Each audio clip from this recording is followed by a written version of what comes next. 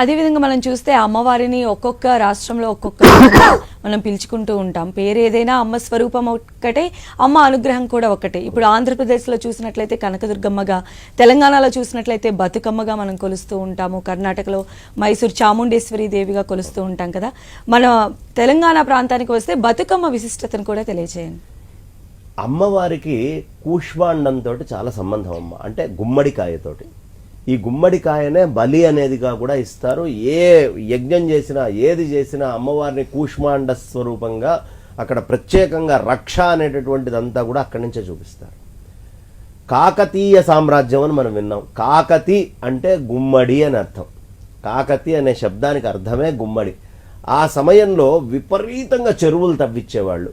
ఈ తవ్విచ్చినటువంటి చెరువులకి ఏమిటి శక్తి అయ్యా అంటే ఈ నవరాత్రుల్లో గుమ్మడి తీగలతోటి, ఆ గుమ్మడి యొక్క ఆకులతోటి, దాని మీద తంగేడు పూలు పెట్టి ఇట్లా రకరకాలైనటువంటి పూలన్నీ కూడా అలంకరించి ఈ పూలన్నీ తీసుకొని పూజ చేసి ఈ శక్తిని మొత్తం నీళ్లలో వేస్తే ఆ నీళ్లు అపవిత్రం కాకుండా చాలా మంచి శక్తి కలిగినవి అవుతాయి, అవన్నీ తేరుకుంటాయి. నిన్నటిదాకా వర్ష ఋతువు ఉంది. ఈ వర్ష ఋతువులో వచ్చినటువంటి వర్షాలు ఎర్రగా ఉండే నీళ్లన్నీ ఈ ఔషధమైనటువంటి ఔషధులు అంతమంది తీసుకొని వెళ్ళి పూజగా వేస్తే నీళ్లన్నీ శుభ్రం అవుతాయి అనేది ఒకటి. మనకి శక్తులు ఏమేమిటి అన్నప్పుడు ఈ పంచభూతాల నుంచే సృష్టి వచ్చింది కాబట్టి పంచభూతాలని ఎలా ఆరాధించాలి అనే విషయం కూడా అక్కడ తెలుస్తుంది. గౌరీ అమ్మవారే రక్ష. ముందు తెలంగాణకి ప్రత్యేకంగా అమ్మవారి యొక్క శక్తి చాలా ప్రధానం. మహాకాళి, మహాలక్ష్మి, మహాసరస్వతి ఈ ముగ్గురే ఈ తెలంగాణ ప్రాంతాన్ని కాపాడుతున్నటువంటి వాళ్ళు. మహాకాళి ఎక్కడయ్యా? భద్రకాళిగా వరంగల్లో ఉంది. ఆ తల్లి అక్కడి నుంచి ఈ తెలంగాణ ప్రాంతాన్ని మొత్తాన్ని కాపాడుతోంది. అలాగే మహాసరస్వతి బాసర, ఇంకా ఎక్కడా లేనట్టుగా సరస్వతి అమ్మవారి క్షేత్రం కాశ్మీర్లో అయినా లుప్తమైంది, కానీ మన దగ్గర చాలా అద్భుతంగా ఉంది. కాబట్టి ఆ మహాసరస్వతి అనేటటువంటి స్వరూపంగా బాసర ఉంది. వ్యాసుల వారు తపస్సు చేసి మరి నిర్గుణంగా ఉన్న అమ్మవారిని బయటికి తెచ్చారు. వాసర అంటారు దాన్ని. వాసర బాసర అయింది. కాబట్టి అక్కడ మరి మహాలక్ష్మి అమ్మవారి ఎక్కడ అంటే మంథనిలో మహాలక్ష్మి అమ్మవారి యొక్క అద్భుతమైన క్షేత్రం ఉంది.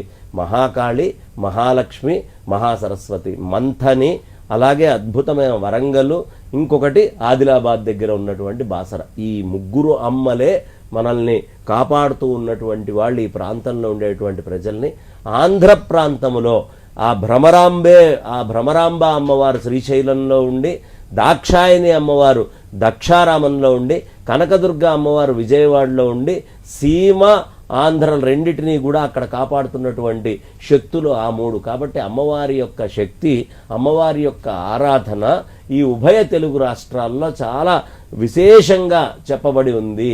అందుకని ప్రత్యేకంగా చేస్తారు. ఈ బతుకమ్మ అంటే మనం గుమ్మడి అని చెప్పుకున్నాగా, కాకతి అంటే ఈ గుమ్మడి ఆకుల్ని గనక మనం పెడితే ఏ విధమైనటువంటి దిష్టి కానీ, ఇంటి మీదకి వచ్చేటటువంటి అవరోధాలు కానీ, పిల్లలు ఎవ్వరికీ ఇబ్బందులు లేకుండా అందరూ ఆరోగ్యంగా ఉండడం, రాష్ట్రం మొత్తం సుభిక్షంగా ఉండి రాష్ట్రం ఆరోగ్యంగా ఉండాలి, ప్రజలందరూ ఆరోగ్యంగా ఉండాలి అని మనం ఈ గుమ్మడాకులు పెట్టేటటువంటిది, ఆ నీళ్లలో వేసేది అమ్మవారికి అత్యంత ప్రీతిపాత్రమై మనందరినీ కూడా అనుగ్రహించి కాపాడుతుంది. అందుకని ప్రత్యేకంగా బతుకమ్మకి అంత ప్రాధాన్యత ఇచ్చారు. బతుకమ్మ అసలు నేను జీవించి ఉన్నాను అని చెప్పడానికి గుర్తేమిటి? బతుకు అనే దానికి గుర్తేమిటి? ఆ అమ్మవారే. ఆ అమ్మవారి శక్తి లేదనుకో అమ్మ, చెవులు వినలేవు, కళ్ళు చూడలేవు, ముక్కు వాసన చూడలేదు, నాలుక రుచి చూడలేదు, చర్మానికి స్పర్శ అనేది తెలియదు. అందుకనే వాడు నిర్జీవమై పడిపోతాడు ఇవన్నీ లేకపోతే. అందులో ఉండేటటువంటి శక్తి ఉంటేనేగా ఇవన్నీ పనిచేసే. శక్తి ఉంటే కళ్ళు చూస్తాయి, శక్తి ఉంటే చెవులు వింటాయి. కాబట్టి ఆ శక్తి బతుకమ్మ. బతుకమ్మ యొక్క అనుగ్రహం వల్ల మాత్రమే మనం చూస్తున్నాం, వింటున్నాం, మిగతా పనులన్నీ చేస్తున్నాం.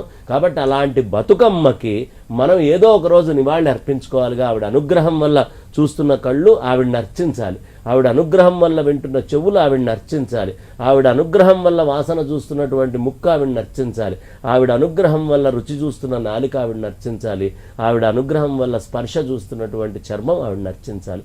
అందుకని బతుకమ్మని అర్చించటం, ఈ బతుకు మొత్తానికి మూలం నువ్వే అమ్మా అని అర్చించే విధానమే ఈ బతుకమ్మ.